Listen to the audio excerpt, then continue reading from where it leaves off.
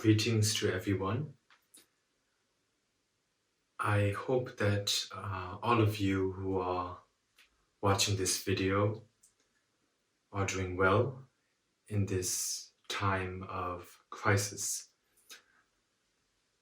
So I was recently requested by the Sachen Monastery in Seattle to give a teaching in this time during which, due to the COVID-19 pandemic, many people are not able to go to Dharma centers, meet with teachers, and receive teachings. So for them to have access to teachings, I was requested to give a short teaching, and I have chosen to give the mind training of parting from the four attachments. And the reason why that I've chosen this teaching is because I find it very helpful in this kind of time during which we are facing many difficulties, especially due to this pandemic. And not just that, but also generally speaking, the many difficulties in our life that we face. And so this teaching, which is known as Parting from the Four Attachments, is classified as a mind training. And mind training is especially important and comes in handy in times like this because it helps you to be able to better face the situation, to be able to face the situation with more confidence and without stress and without worry and without a troubled mind. And this is something that we all need in this time because, as we all know, this COVID-19 that is to this day still spreading across the globe has brought us a lot of trouble, whether it be our lives or the economy and so forth. And so since this is all so sudden, this has happened so suddenly, many of us are unprepared to face it. It has become such similar to you could say a shock. And many of us we do not know how to face it, or we do not end up facing it well. And we end up being very unhappy. And due to that, we have seen that many people, due to unhappy mind, have also taken their lives. And I think this is because, mainly because they are confused. And not just that, of course, but they have many worries about the current situation, and also about the future situation. And so this kind of mind training will definitely help you to open up to a new perspective, and it will help you to be able to better face all of these difficulties. And so to give you a brief overview of the history of this teaching was given by Lord Manjushri to Lama Sachen, Kunga Nyingpo, who is one of the founding members of the Sakya tradition of Tibetan Buddhism. And it all started shortly after the great master Kunga Gyalpo, who was the very first founder of the Sakya tradition, passed away. And he was the father of Lama Sachen. And when he passed away, Lama Sachen was still at a very young age. And so therefore, Lama Sachen was not able, and he was too young to take upon himself the responsibilities of looking after the Sakya tradition, and particularly speaking the Sakya monastery. And so at that time, Lama Sachen seeked Lama Barilotsawa, who was one of the great translators of Tibet, and he seeked him for advice on what to do. And Lama Bari told him that since you are the son of a great lineage holder, and you yourself also have to take upon yourself the responsibilities of upholding the doctrine of the Buddha, it is most important that you study the teachings of the Buddha and of the great masters. And in order to do that, you need intelligence and wisdom.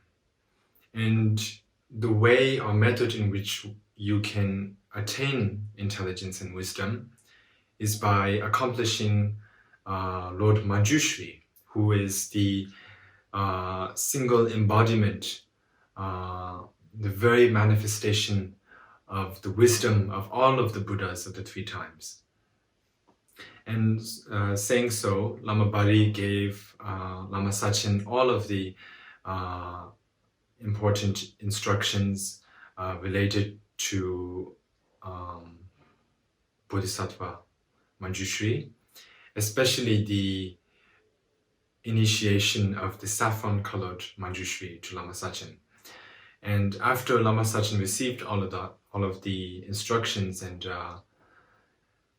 initiations, then Lama Sachen proceeded to accomplish Lord Manjushri, and so he locked himself up in a cave to practice Lord Manjushri. And during that time, he was 12 years old. And in the beginning stage, he faced several difficulties and obstacles in his practice, but he eventually overcame them. And in 6 months' time, he beheld the face of Lord Manjushri. And Lord Manjushri appeared in front of Lama Sachen in the posture of sitting on a throne with his two hands in the Dharma chakra mudra, or the mudra of turning the wheel of Dharma, and accompanied by two great bodhisattvas. And during that time, in which Lord Manjushri appeared in front of Lama Sachen, Lord Manjushri gave Lama Sachen a very profound teaching. And what he taught Lama Sachen was a 4-line verse, very short and simple, yet very profound. And it goes as, if you are attached to this life, you are not a true Dharma practitioner. If you are attached to cyclic existence, you do not have renunciation. If you are attached to your own well-being, you do not have the mind of enlightenment. And if you have grasping, then you do not have the view.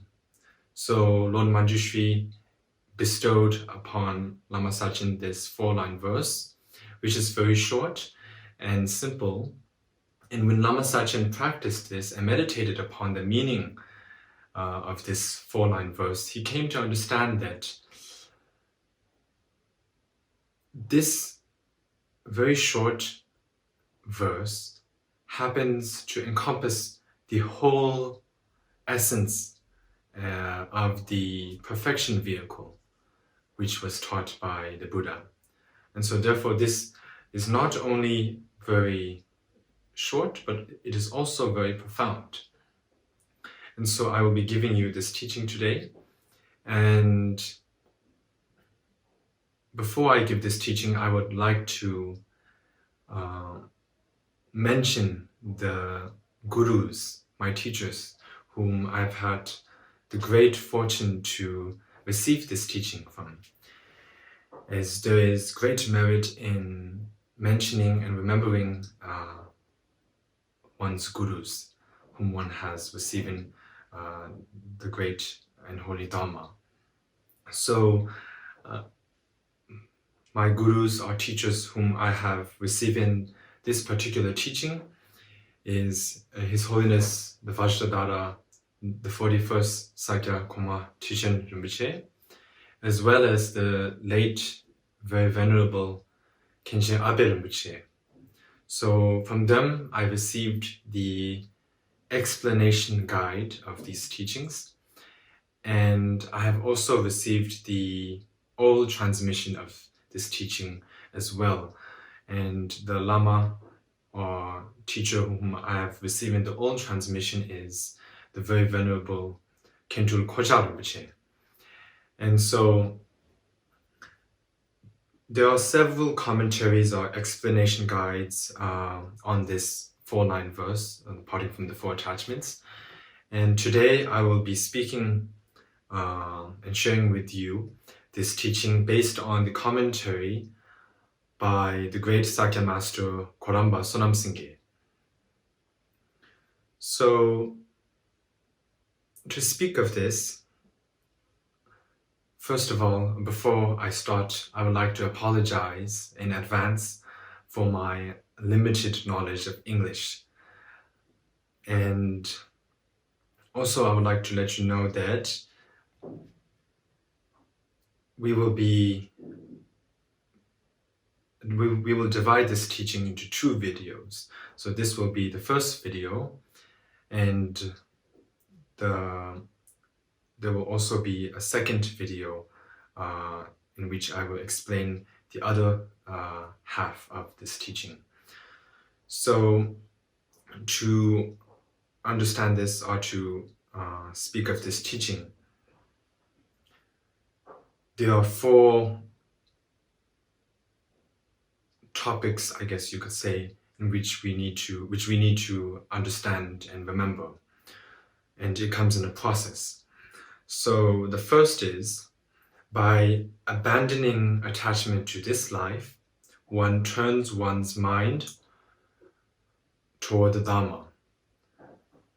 The second is, by abandoning attachment to cyclic existence, one turns the Dharma into the path. And thirdly, by abandoning attachment to one's own welfare, the path dispels confusion. And fourthly and lastly, by abandoning clinging or grasping to the 4 extremes, confusion arises as wisdom. And so these are 4 topics which we need to remember. And to speak of the first topic, it can also be divided. It can be further divided into 3 topics. First, as a preliminary, we meditate upon the meaning of the rarity of the human birth. Secondly, as the main teaching or the main practice, we meditate upon the meaning of impermanence. And lastly, as an aspect of the path, we ponder upon the meaning of the law of cause and effect, also known as the law of karma. So among these 3 topics, to speak of the first, which is to meditate upon the rarity of the human birth.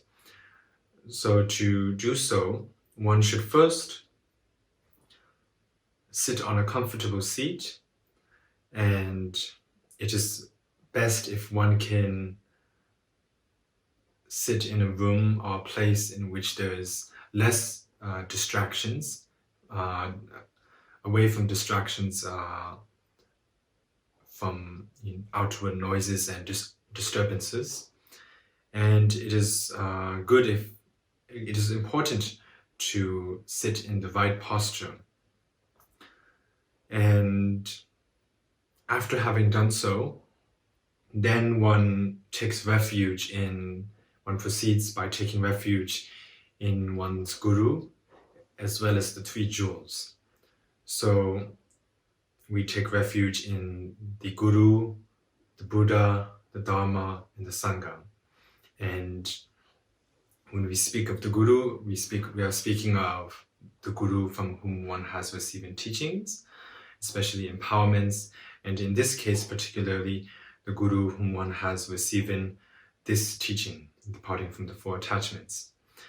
And when speaking of the 3 jewels, we are speaking of the 3 jewels according to the Mahayana tradition. And according to the Mahayana tradition, the 3 jewels are the Buddha, the Dharma, and the Sangha. So the name is same, however, it does differ a bit in the understanding or explanation of each of these jewels. So according to the Mahayana tradition, the Buddha is the embodiment, or you could say the Buddha is endowed with the 3 bodies. So the 3 bodies are the Dharmakaya, the Sambhogakaya, and the Nirmanakaya. So the Dharmakaya is basically, although it is called a body, it is basically the mind of the Buddha. So one can understand it to be the mind of the Buddha. And the Sambhogakaya is the Buddha that is not visible to sentient beings, but this kind of Buddha lives and resides in the Buddha field known as Akanishta. And this Buddha always teaches the Mahayana, only the Mahayana Dharma. And this Buddha's audience only consists of bodhisattvas on the 10th level. And this Buddha, the duration during which the duration of this Buddha teaching the Dharma to these enlightened bodhisattvas is until cyclic existence is emptied. So this kind of Buddha is known as the Sambhogakaya. Now lastly, we have the Nirmanakaya. So the Nirmanakaya is the emanation of the Sambhogakaya. And there are many different kinds of Nirmanakayas. There are Nirmanakayas such as emanations of the Sambhogakaya that are emanated in the form of animals such as rabbits, tigers, or lions and like, or turtles. And there are also emanations of the Sambhogakaya emanated as inanimate objects such as bridges, ferries, roads, and the like. And if you consider Shakyamuni Buddha is also a Nirmanakaya emanation, and he is considered the most excellent type of Nirmanakaya emanation. So this is the 3 bodies of the Buddha. It is known as the Dharmakaya, the Sambhogakaya, and the Nirmanakaya. So when we take refuge in the Buddha, we are taking refuge in the Buddha that is endowed with these 3 bodies. And when we take refuge in the Dharma can be further divided into 2 different kinds of Dharmas, the Scriptural Dharma and the Realization Dharma. So the Scriptural Dharma is the kind of Dharma that is on the books, such as the letters that speak of the Buddha's teachings. And the Realization Dharma is the understanding or the realization that is in the minds of the bodhisattvas. And this kind of realization that they are endowed with comes from having understood the meaning of what the Buddha taught, the essence of the Buddha's teachings. So when we take refuge in the Dharma, we take refuge in these 2 Dharmas, the Scriptural Dharma and the Scriptural Dharma and the Realization Dharma. And when we take refuge in the Sangha, according to the Mahayana tradition, the Sangha is the bodhisattvas that reside on the 10 levels. So basically the enlightened bodhisattvas. So we take refuge in the enlightened bodhisattvas. So therefore, once one has taken a comfortable seat, one takes refuge in the Guru, the Buddha, the Dharma, and the Sangha. And after having taken refuge, we pray to them that one's mind turns towards the Dharma, that the Dharma turns towards the path, and that the path dispels confusion, and confusion arises as wisdom. And after having prayed in such a manner, then we proceed to generate the mind of enlightenment. And the way to do so is by thinking, may I attain the full, complete enlightenment, the perfect, full, and complete enlightenment for the sake of all sentient beings. So by that kind of thought, one generates the mind of enlightenment in front of one's guru and the three jewels. And after having generated the mind of enlightenment, then one proceeds to meditate upon and ponder upon the meaning of the rarity of the human birth. And the way to do so is one reflects and thinks about the meaning of the nature of the rarity of the human birth. Why is attaining a human birth considered rare?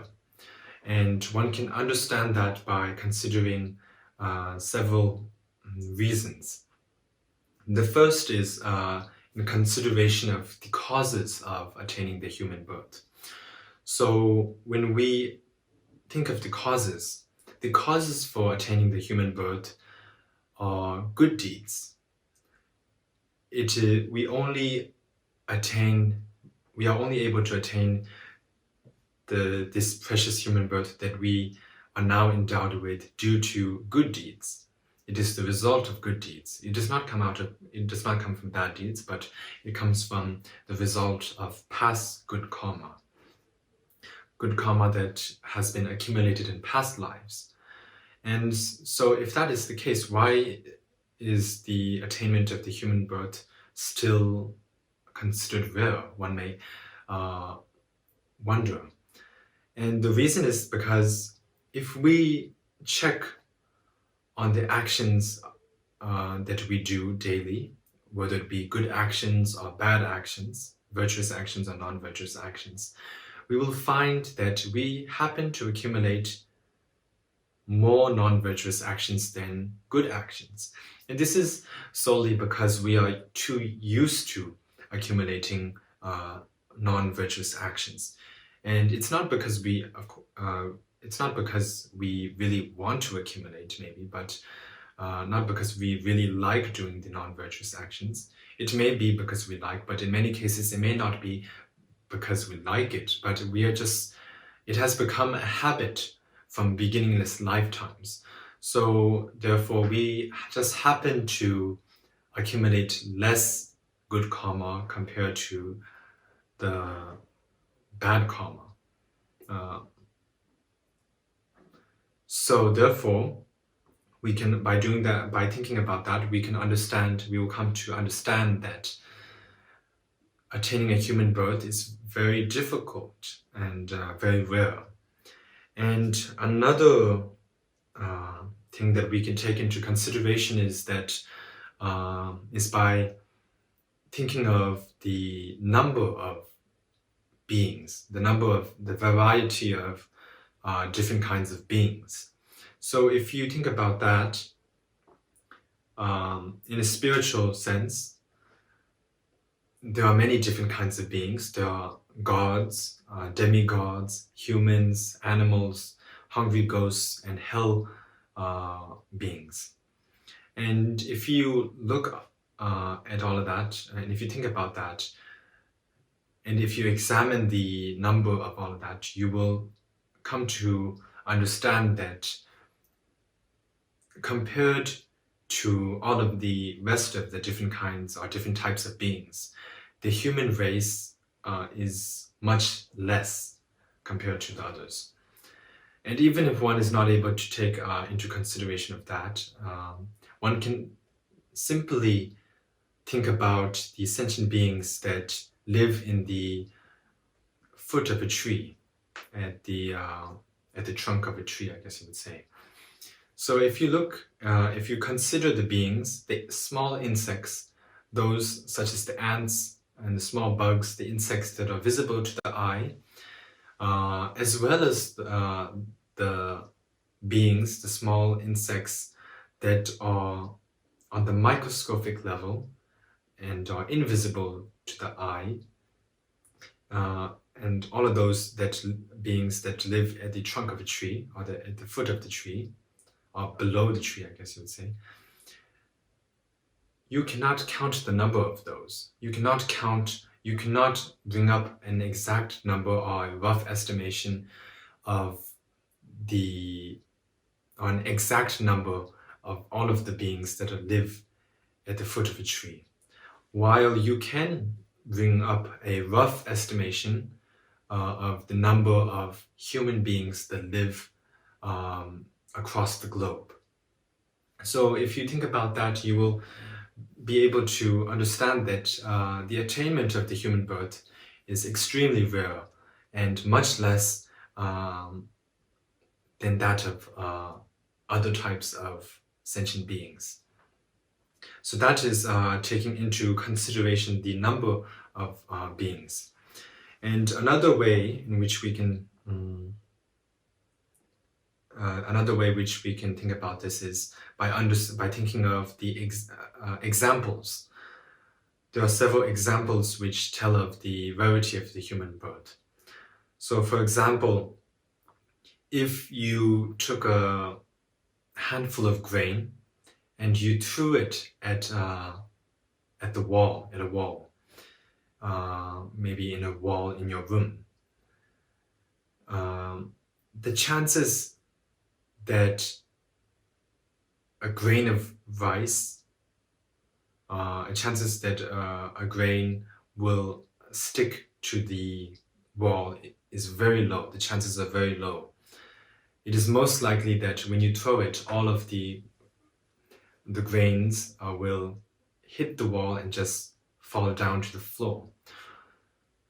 Yet it is not impossible for a grain to stick to the wall. It's just that it is very difficult and the chances are very low.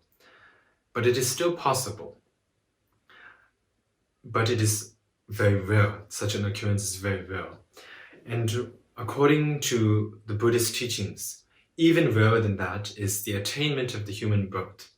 And the reason why is, as I've mentioned before, we do not accumulate as much good deeds, and we accumulate non-virtuous deeds in great abundance.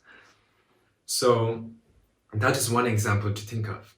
Another example to think of is one thinks of a great ocean. And on this ocean, there's a plank that is floating on a plank of wood, floating on the ocean, on the surface of the ocean. And this plank of wood has a hole in the middle of it. And below in the ocean, there lives a tortoise. And this tortoise is blind. And it only comes up to the surface of the water every 100 years. So now if you consider this example, the chances for it to come together, for the tortoise to come up to the surface to get a breath of air, and for its head getting stuck in the hole of the plank, and is very rare. Such an occurrence is very rare, and chances are very slim or low, I guess you would say. But it is not impossible. But even rarer than such occurrence is the attainment of the human birth. So if you think about that, you will come to appreciate this human birth that one has attained. And this human birth, the reason why it is considered very important and precious is because compared to the other types of sentient beings, the humans are at an advantage to practice the Dharma. They have they have less distractions compared to other sentient beings. And one can understand it as this. The human race are in the best situation, are in the best position to practice the Dharma. And mainly because it is not as bad, they do not suffer as much as the beings in the lower realms, and they do not enjoy as much happiness as the beings such as the gods in the higher realms. Because in the lower realms, beings are not able to practice the Dharma. And that the main reason why is because they suffer too much. The mind is too tormented that they are not able to generate a peaceful mind. So therefore, they are not in any kind of position to practice the Dharma. Even if they wish to, they will not be able to practice the Dharma. And the gods, speaking of the gods and the beings of the higher realms, they enjoy too much happiness. So they are too happy, they are enjoying themselves too much in the sensual pleasures, that they are not able to think of practicing the Dharma, but they are rather carried away in happiness, and too much overdose of happiness. So therefore, the humans do not enjoy happiness as much as the gods, yet they do not suffer as much as beings of the lower realms. So therefore, they are in the perfect position to practice the Dharma. And that is why it is considered that the human birth is precious and rare to attain. So after having taken upon oneself these considerations, then one thinks to oneself that now I have attained this human birth once, and very difficultly, and so therefore I shall make sure that I will not let this precious human birth go to waste, and I will not let this life be meaningless, but I will bring great meaning to this life, this precious human birth, this great chance that I have attained. And I will do so by accumulating as much good deeds as I can. So with this kind of confidence, one then appreciates one's human body, the attainment of one's human birth, and then one finds joy in practicing the Dharma.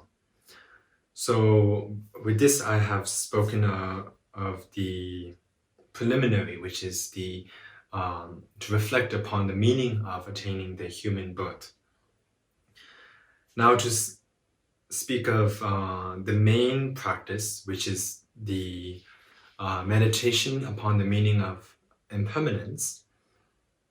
To do this, one again takes refuge as before, as well as generate the mind of enlightenment. And after having done so, one thinks to oneself that there is no one that lives forever. There's no one that does not die. There's no one that does not die once they are born.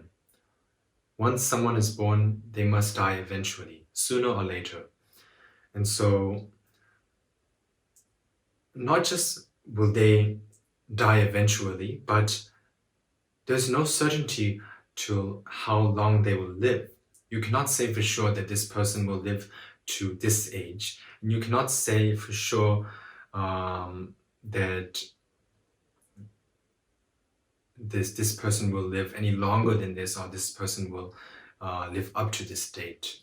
It is all uncertain. And if you think of the causes of death, and there are many causes of death.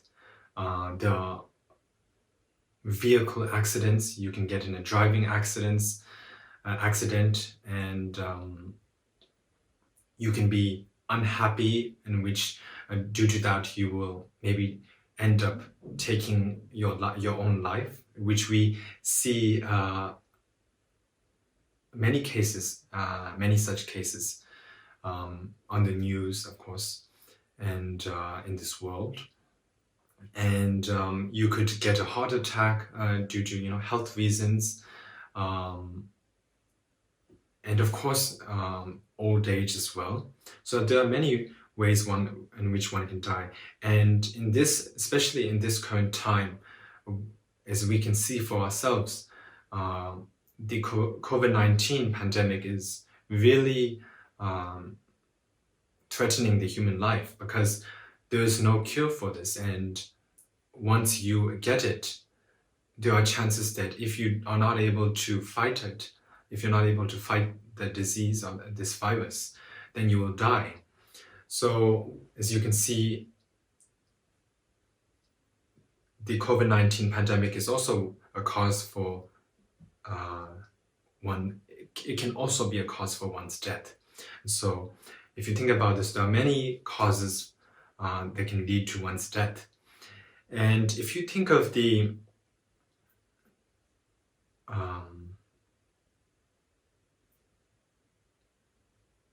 things that can help you to live longer, they're very it's much less compared to those that can take away your life.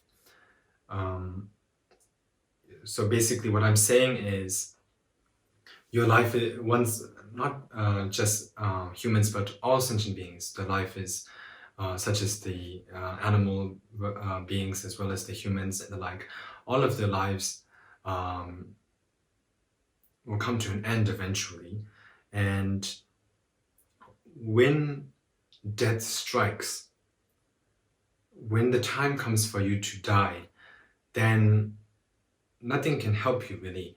Medicines or prayers and the like, nothing can really save you when it is time for you to go. So therefore, none of those are helpful when it is the actual time in which you can go. If it is not the actual time for you to go, for you to die, but yet you face lots of obstacles to your life and there are chances in which you could die, in such situations, then prayers and medicine and the like can be of use and can help you to live longer and to overcome your obstacles to life. However, when you do finally come to an end in your life, and in a situation in which nothing can help, then in that time, then there's nothing but to let go of everything and to move forward into the next life, leaving this life behind. And it's also important that one thinks that once one has died, after one has died, all the wealth and as well as all the wealth that one has accumulated in this life, whether it be one's house, one's land, one's cars, one's money, one's jewels, jewelry, or whatever it is, any kind of possessions that you have, as well as one's loved ones, all of those that you loved, whether it be your parents or your relatives or your best friends and those that you love. When the time comes for you to die, you will have to leave all of these behind. You have to let go of all of them, because you cannot take them with you when you die, because death is a journey which you yourself have to go alone. There is no help. There's not going to be any of your loved ones to help you travel towards the next life. So therefore, we have to think of this. And what helps by thinking of this is that by thinking of this, it helps to diminish your attachment to your possessions and your loved ones.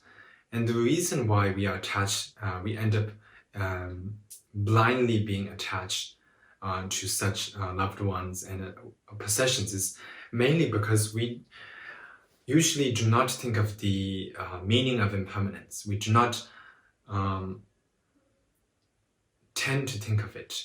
We may know about it, and deep down we may accept the truth, but because it's sort of like to us, it's like a dark truth. We rather would like to believe in a white lie, which is thinking that your situation is very stable, whether it's wealth, possessions, loved ones, and whatever you have, it is all certain. It is all stable, and you will be able to enjoy them almost forever. As well as this life, we tend to think that we will live forever, and that is why we are always making plans for the future, because we are just so sure that we will live to see the next day. Even though it is uncertain we will live to see that day. It is, we could possibly die tonight. We could possibly die tonight. We could possibly die right now due to a certain cause. And so if you think about that, you will find, you'll come to understand that this life is really precious. And although it is very precious, it is impermanent, and it does not last forever. And since it is a great opportunity and it does not last forever, right now, while I still have the time, while I still have this opportunity right in front of me, I will put it to good use, and I will not waste my time and let it be meaningless. So it is important to have this kind of, how do you say, conviction, I think. So with this, one abandons attachment to this life. And this is, the practice of impermanence is very important. It is said to be the, how to say, the main, it helps you to, it helps you to practice the Dharma the most. It inspires you to practice the Dharma the most. Many of us receive a lot of teachings. We hear a lot of teachings. We read about a lot of teachings in the books. We listen to teachings from audiobooks, or maybe from recordings of teachers, or from videos of great teachers, and we go to see the teachers directly. We receive a great deal of teachings. Yet in many cases, we are not able to adapt all of these teachings into our lives, or at least the essence of the teachings into our lives. And the main reason why that is so is because of laziness. And one of the reasons why is because laziness. And the reason why we have laziness is because, as I mentioned earlier, we always tend to think that we have enough time. And there are, of course, many people that think that I have received a lot of teachings now, but I think it's not really necessary that I need to practice them at the moment. I could practice them later on when I get old, after I retire from my job and the like. So, of course, people would think that. It's natural to think that, but it is, in a way, a big mistake to think that way. Because, as I mentioned earlier, life is uncertain. You could possibly die tomorrow or even tonight. And this is the very reason why the past great Kadamba masters, it is said that before they would go to sleep, they would always turn the cups from which they drink tea, they would turn it upside down, which is a mode or way to show that it is not going to be used. So they turn it upside down every night because they accept the possibility that they may not live to see the next day. And so it is good if you can think of that, think about that. Of course, in thinking of impermanence is not pleasant. It is not a pleasant thought. It is not pleasant to think about it. But it is always the best to face the truth of our situation. it is better to face the truth than to believe in a lie. So that is why. And so therefore, please, I request you all to think of the meaning of impermanence as much as you can. So on top of that, it says here that whether you are wearing good clothes, good ornaments, fancy clothes and the like, whether it be sparkling or any kind of fashionable clothes that you are really attached to, or if you are in the middle of people that you really like, if you are amidst a group of people that, such as your friends, your loved ones and the like, as well as if you are able to eat all of the delicious foods that you prefer to eat, that you like, it is important to remind yourself at that moment while you are enjoying these, while you are enjoying this moment, it is important to remind yourself that eventually I will have to part from all of these.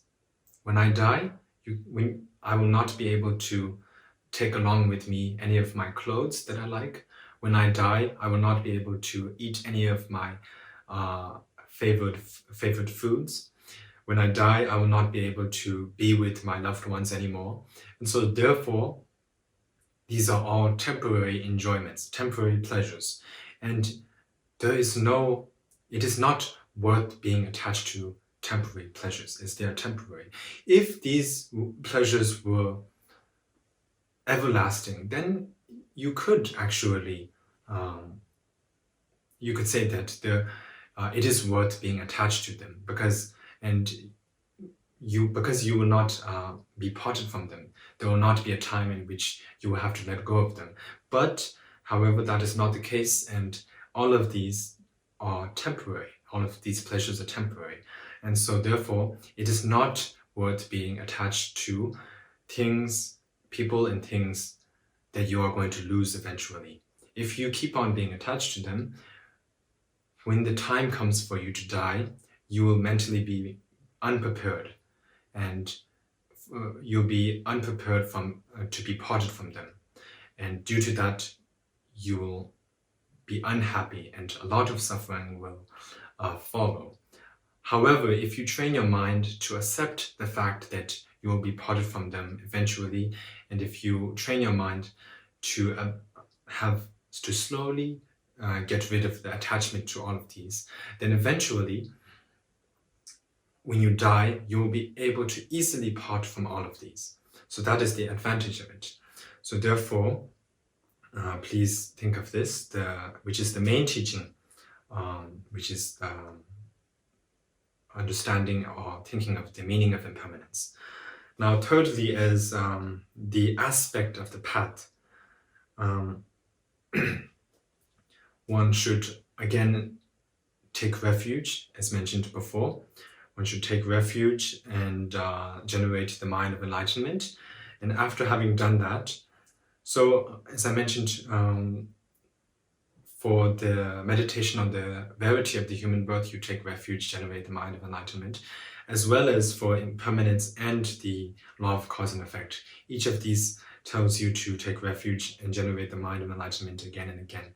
So you can fix different sessions in your day. So for example, for today you can fix a certain time. It does not have to be long, but just a good amount of time, maybe not too much, yet not too little. And in that time, you take refuge and generate the mind of enlightenment. And then you meditate upon the verity of the human birth. And then tomorrow, you do the refuge and the mind of enlightenment. And then you meditate upon impermanence. And on the next day of that, then you can proceed with the law of cause and effect. And you can proceed like that. Or you can practice just the verity of the human birth for several days. And once you feel that your mind has changed a little bit and that you're opening your mind to new perspectives, I guess you could say, then you can proceed to the next step. So you can see whatever is comfortable for you. And so now thirdly, to speak of the law of cause and effect, you should think to yourself that the attainment of the human birth is extremely rare, and it is not just is it rare, but it is also of an impermanent nature. And so before I die, I should make sure to be able to abandon all negative deeds and to accomplish as much good deeds as I can. So one should think to oneself in such a way. And the reason why I should abandon negative deeds is because the accumulation of negative deeds results in unpleasant rebirths, such as rebirths in the lower realms, such as the hell realm, the hungry ghost realm, and the animal realms. So if I accumulate negative deeds, I will end up being reborn in a future existence, in a future life, in one of these lower realms, and that I do not wish to, because there's immense suffering in those realms, much more suffering and unimaginable suffering compared to the suffering that I experience now as a human. So therefore, since I do not wish to suffer in such ways, I should avoid the causes of such suffering, which is the negative deeds in the first place. And one still continues to think of the results of the negative deeds, why it is considered bad to accumulate negative deeds. Why is it wrong? Why are there disadvantages? And one can understand that also by pondering upon the result of each of the negative deeds. For example, if I kill a being, whether it be a human being or an animal or any kind of being, if I take the life of a sentient being, the result is in the future, whether it could be this life or in one's future lives, I will be endowed with a short life. I will not be endowed with a long life, because the result of killing a sentient being, the result of taking the life of a sentient being is short life. Is that one will have a short life. And the result of stealing is also unpleasant, because if one steals, in the future one will face poverty. One will not be able to get good food. One will not be able to have good clothes. One will not be able, and due to that, one will not be able to live a good life. So therefore, I should avoid the causes of such results. And the results of one of the faults of accumulating negative deeds, one of the disadvantages, is that once one has started in performing negative deeds, it is very difficult to stop oneself from accumulating more negative deeds. Once one starts, one finds that one will end up accumulating more and more negative deeds. And this is the way we can see this is from people who lie often. There are people who lie. When people lie, once they lie, they end up bringing up more lies. They end up telling more lies. The reason why is once they lie, they get worried that people will find out that they lied. And so they bring up a new lie to cover up that lie. And then they get worried that people will find out that this is a lie as well. And so then they bring another lie, they tell another lie to cover up that lie as well. And so then they just accumulate, they tell more and more lies and accumulate more and more negative deeds. And it is same for killing. When one has killed a sentient being, one maybe one may find it that it is easy or it is natural, or some people find maybe joy in it. They like to do it, and then they end up killing more and more people. And it is the same whether it's stealing or telling lies or killing or any of the kind of negative deeds there are. So therefore it's best to avoid accumulating the negative deed from the very start. And one also should think that if one has accumulated negative deeds, the result is rebirth in the lower realms. And once one has been born in the lower realms, it is very difficult to escape from there. It is like once you are born in the lower realms, it is like you are trapped in there. Even if you want to get out, it is very difficult. It takes a very long time for you to escape from unpleasant state. So one thinks of that. Also, some faults of accumulating negative deeds is that if you accumulate negative deeds, one of the results is that the atmosphere around you will not smell pleasant. You yourself will not smell pleasant, and people will not like to stay near you. They will fear you. They will avoid you. And this is one of the disadvantages of practicing the negative, of accumulating negative deeds. Because many of us want happiness, we wish to feel loved, but yet we accumulate negative deeds. And this is exactly what will lead us to not being loved. So therefore, if you wish to be loved, if you wish to be happy, it is extremely important that you stay away from accumulating negative deeds as much as you can. And it is pretty much impossible to abandon negative deeds immediately. You cannot abandon negative deeds all at one go. Like you cannot abandon negative deeds completely just today. It is very difficult. However, day by day, with more practice, one will be able to slowly and gradually be able to get rid of one's negative deeds, to abandon one's negative deeds. And the way to do so is you have to keep track of your thoughts. It's important that you keep track of your thoughts.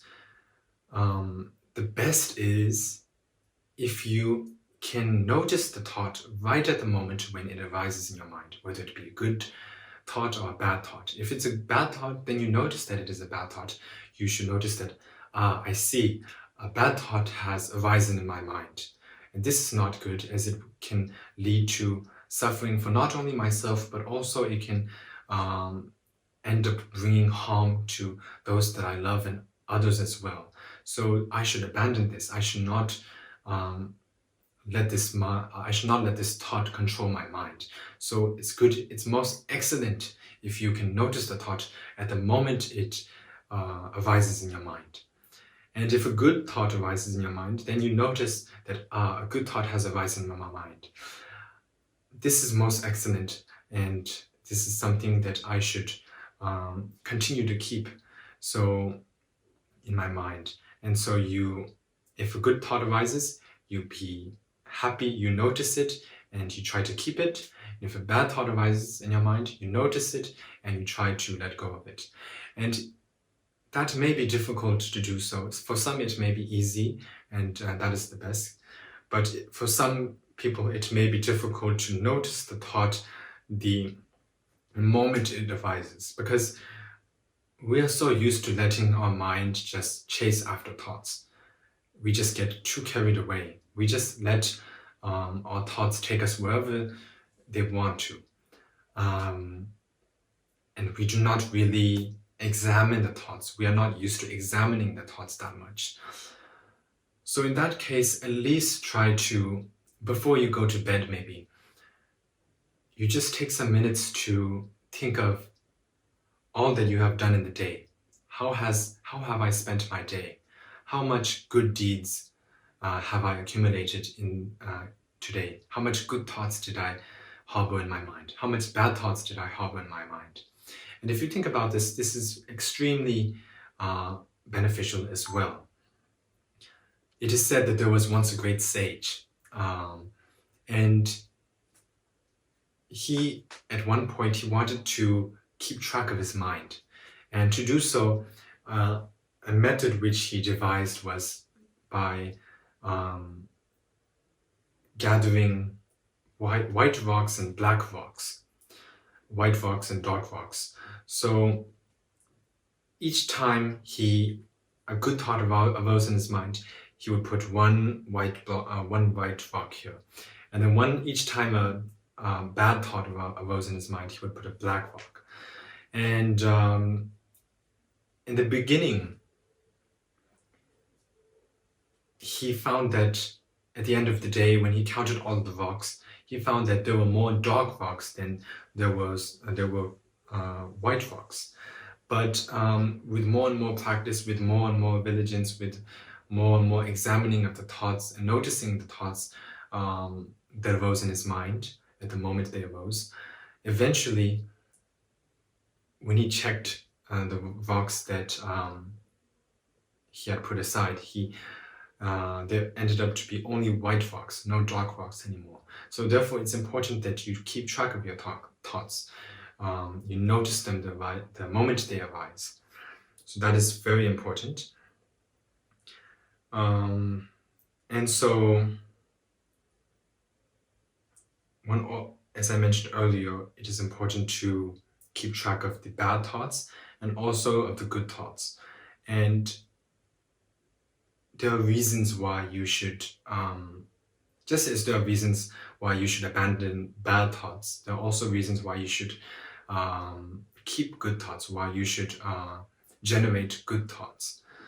And the reasons are not just good thoughts, but good actions. The reasons are, it is pretty much the opposite of the bad thoughts.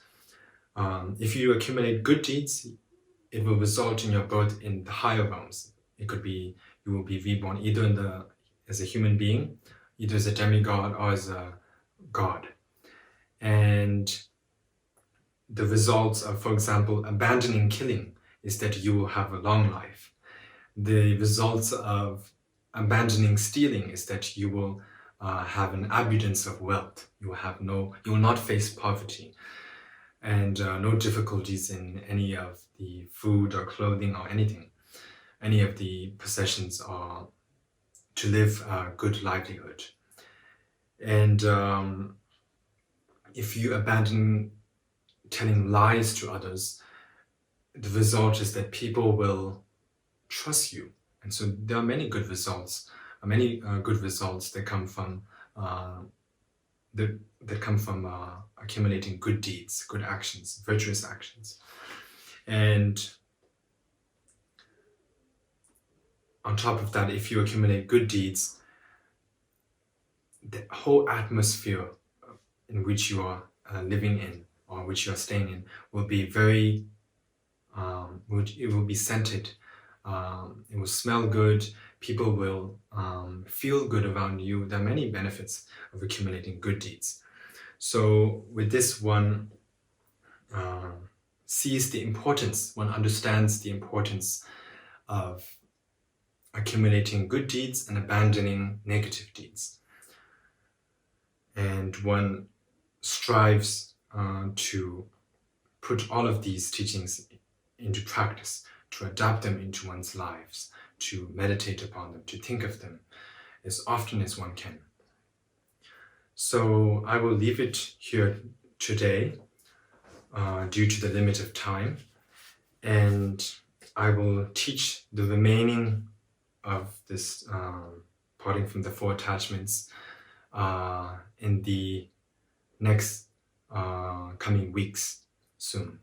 So until then, I hope all of you stay safe and take precautions. Always follow the advice of those that are well-knowledged on how to face the situation, such as the scientists and the doctors, and please respect all of them, as they are helping you. They are saving lives, and they are putting themselves on the front line to help all of us, and they're risking their own lives for our sake. So please respect their decisions, respect what they do for us, and of course, for those who are under lockdown, who are in countries that are under lockdown, then there's nothing, of course, you cannot go out. But for those who are not particularly in lockdown, please try to limit yourself to go out as much as possible. Please try to stay in and only go out unless it is necessary.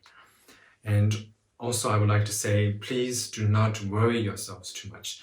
It is important to generate a calm and peaceful mind in this certain time. The more you the more you trouble yourself with worry, the more suffering you will experience. It does not help in making the situation any better. The more you suffer, taking precautions and worrying can sometimes, you could say, is not always the same. You can be very calm, relaxed, and also take precautions. And I hope you can do in such a way. So until then, please, until